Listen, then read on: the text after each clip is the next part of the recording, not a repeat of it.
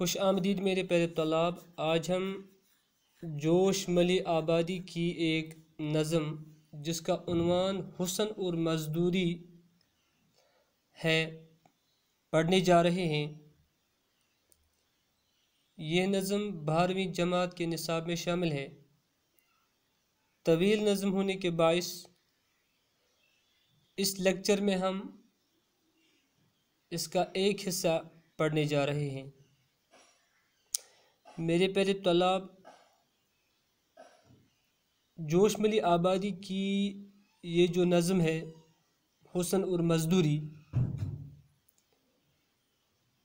یہ نظم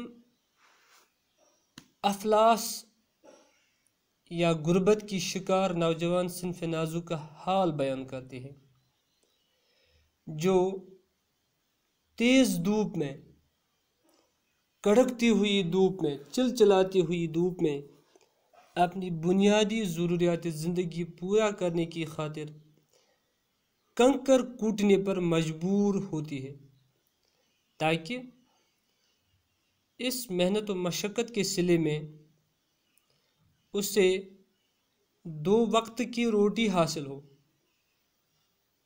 میرے پیارے طلاب، شاعر نے ہندوستان پر اس کی غربت اور افلاس کے حوالے سے طنز بھی کیا ہے،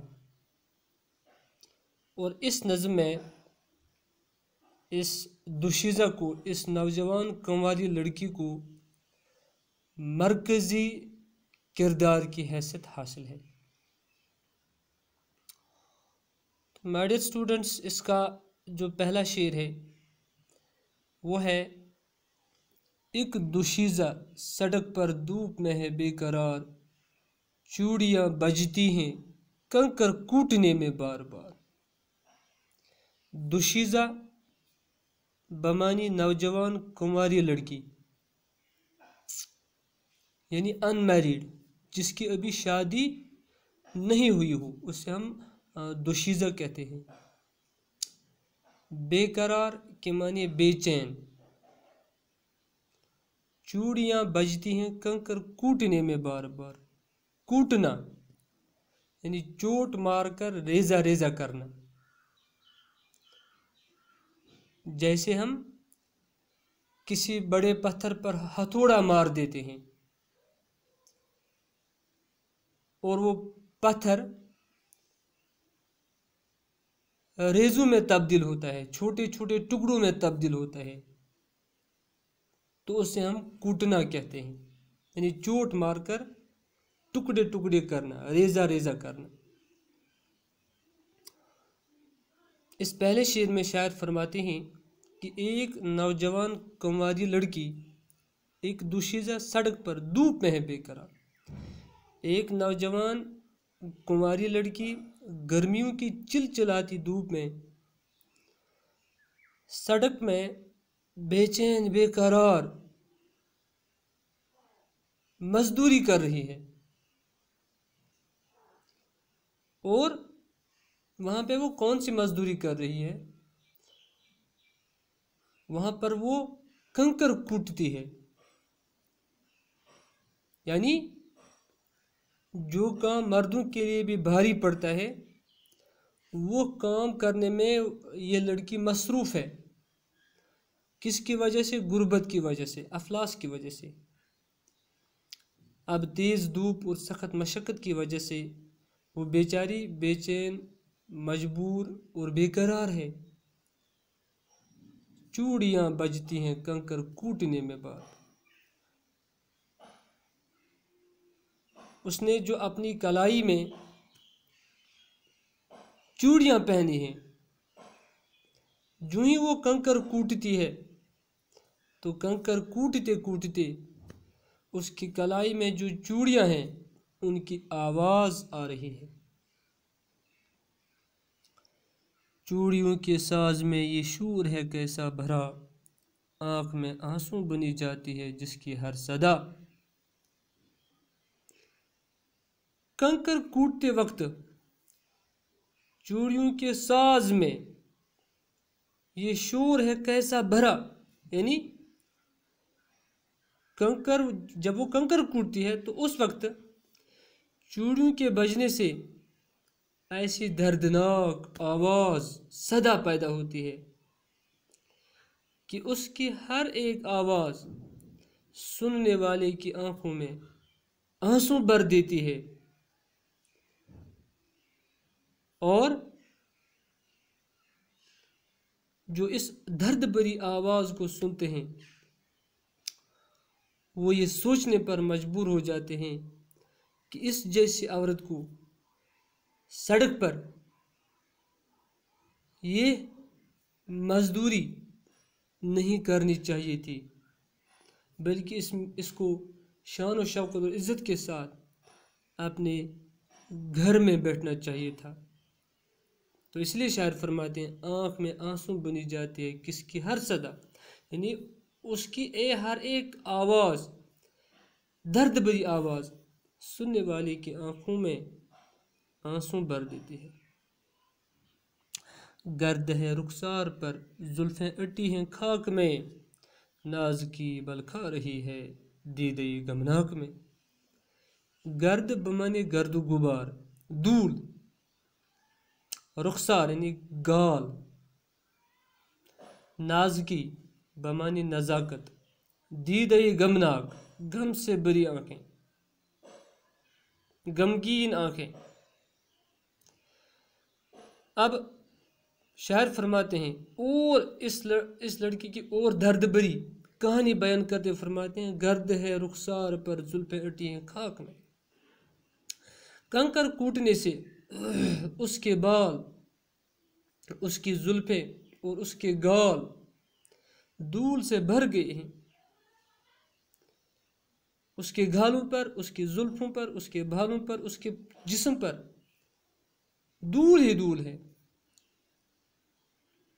ناز کی بل کھا رہی ہے دیدے غمناک، اس مصیبت زدہ اور غم زدہ لڑکی کی نزاکت بے مول ہو گئی ہے، اب اس کی کچھ قیمت ہی نہیں رہ چکی ہے، اور اس کے دل کا حال اس کی غمناک آنکھوں سے ظاہر ہے، عیاں ہے۔ ہو رہا ہے جذب مہر خون چکاں کے روبرو، کنکروں کی نبض میں اٹھتی جوانی کا لو۔ مہر خون چکاں یعنی خون چوسنے والا سورج، مطلب اس کا کہ جو ساون کے مہینے میں تیز دھوپ ہوتی ہے تو اس سے ہم کہہ سکتے ہیں مہر خون چکاں یعنی خون چوسنے والا سورج۔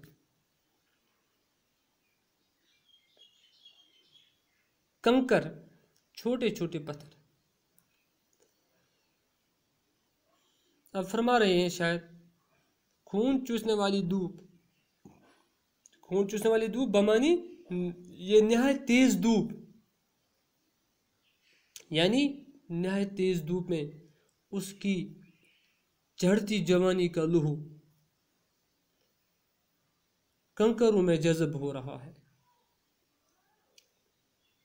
گویا شدت گرمی سے وہ پسینہ پسینہ ہو گئی ہے، اور اس کا خون پسینہ کنکروں پر گر پر ان پر سوکھ جاتا ہے۔ ایک درد بری کہانی بیان کر رہے ہیں شاعر اس لڑکی کی جس نے اپنی جوانی کو بھی قربان کیا ہے، کس کی خاطر؟ 2 وقت کی روٹی حاصل کرنے کی خاطر۔ اس لیے فرماتے ہیں ہو رہا ہے جذب مہر خون چکاں کے روبرو، کنکروں کی نبض میں اٹھتی جوانی کا لہو، یعنی تیز دھوپ میں، نہایت تیز دھوپ میں اس کی جو ابلتی ہوئی جوانی کا لہو ہے وہ کنکروں کی نظر ہو رہا ہے، وہ کنکروں میں جذب ہو رہا ہے، گویا شدت گرمی کی شدت کی وجہ سے وہ پسینہ سے شرابور ہے، اور اس کا خون، اس کا پسینہ کنکروں پر گر کر سوکھ جاتا ہے۔ دھوپ میں لہرا رہی ہے کاکل عنبر سرشت، ہو رہا ہے کم سنی کا سوچ جزوے سنگ و خشت۔ کاکل سر کے وہ بال جو ماتھے کی طرف آتے ہیں اسے ہم کاکل کہتے ہیں۔ عام طور پر یہ جو کاکل ہوتا ہے کاکل یا گیسو یا زلف، کاکل سر کے ان بالوں، عورتوں کے جو سر کے بال ہوتے ہیں ان بالوں کو کہتے ہیں جو ماتھے کی طرف آتے ہیں، انہیں کاکل کہتے ہیں۔ زلف جو کانوں پر ہوتے ہیں، اسی طرح گیسو جو پیچھے بالوں کی جو لٹ ہوتی ہے اسے ہم گیسو کہتے ہیں۔ تو یہاں پر کاکل یعنی سر کے وہ بال جو آگے ماتھے کی طرف آتے ہیں۔ عنبر سرشت، خوشبو سے بھرا ہوا، دھوپ میں لہرا رہی ہے کاکل عنبر سرشت، ہو رہا ہے کم سنی کا سو جزوے سنگ و خشت۔ سنگ بمانی پتھر، سنگ و خشت یہ فارسی الفاظ ہیں۔ سنگ بمانی پتھر، خشت بمانی اینٹ۔ شاعر پھر سے اس عورت کی لاچاری کا ذکر کرتے ہوئے فرماتے ہیں، دھوپ میں لہرا رہی کاکل عنبر سرشت، اس کے بالوں سے جو خوشبو سے بھرے ہوئے ہیں وہ اس دھوپ میں لہرا رہے ہیں، وہ اس دھوپ میں بکھر رہے ہیں، اور اس کی جو کم سن سوچ ہے وہ پتھروں اور اینٹوں کا جزو بنتے ہیں، یعنی وہ پتھر اور اینٹوں کا حصہ بن جاتے ہیں۔ مطلب کیا ہے کہ اس عورت کے خوشبودار سر کے بال ماتھے کی طرف آتے ہیں، وہ دھوپ میں لہرا رہے ہیں، اور اس کی کم عمر یا سوچ اینٹوں اور پتھروں کا حصہ بن گئی ہے، یعنی اس کا خیال پتھر کوٹنے پر یا پتھر توڑنے پر مرکوز ہو گئی ہے۔ ہمارے اسٹوڈنٹس اس نظم کا دوسرا حصہ ہم کل انشاءاللہ دوسرے لیکچر میں پڑھیں گے۔ جب تک کے لیے اللہ حافظ۔